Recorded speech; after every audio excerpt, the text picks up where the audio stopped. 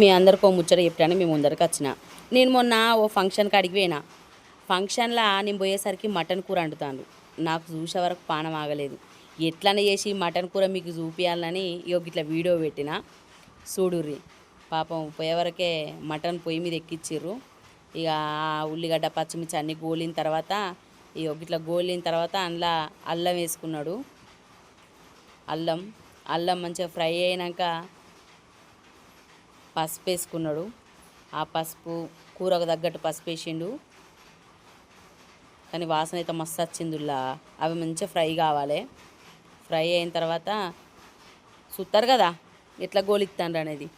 కానీ నేను మొదటిసుంది వీడియో తీస్తా అంటే ఆయనే పాపం కూర పొయ్యి మీద వేసిండు మొదగాలనే. ఇక మటన్ కలబెట్టిండు. ఇక ఇట్లా వేసి మటన్ కలబెట్టిండు కూర. ఇక మటన్ మంచిగా లేచి కలబెడతాడు. వాసన అయితే మస్తు వచ్చిందిలా. చూసిరు కదా ఎట్లు ఉడికిందో. కూరల నీళ్ళన్నీ ఎగిరిపోయేదాకా ఫ్రై అయ్యన్నట్ట మటను. మొత్తం 15 కిలోల కూర అవుతుందిలా. ఆ 15 కిలోల కూర గిట్లా వండుతారు.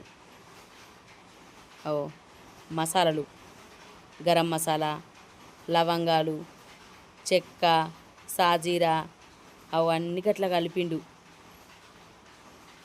అవన్నీ అట్లా మిక్సీ చేసుకున్నారు.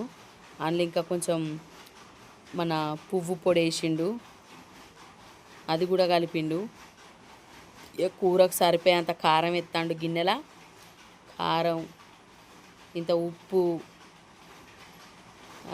ఇక మనం కలిపెట్టుకున్నాం కదా ఇవరాక మసాలా, ఆ మసాలాలన్నీ వేసిండు. దాంట్లో ధనియాల పొడి ఎత్తాండు.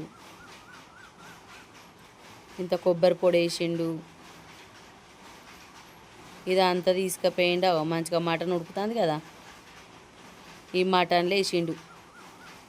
నేను ఈ వరకు ఫంక్షన్లలో ఎట్లా వండుతారో అనుకున్నా కానీ ఇట్లా వండుతాండ్రు ఇలా ఫంక్షన్లో. మంచిగా అవన్నీ గట్ల వేసి కలబెట్టిండు.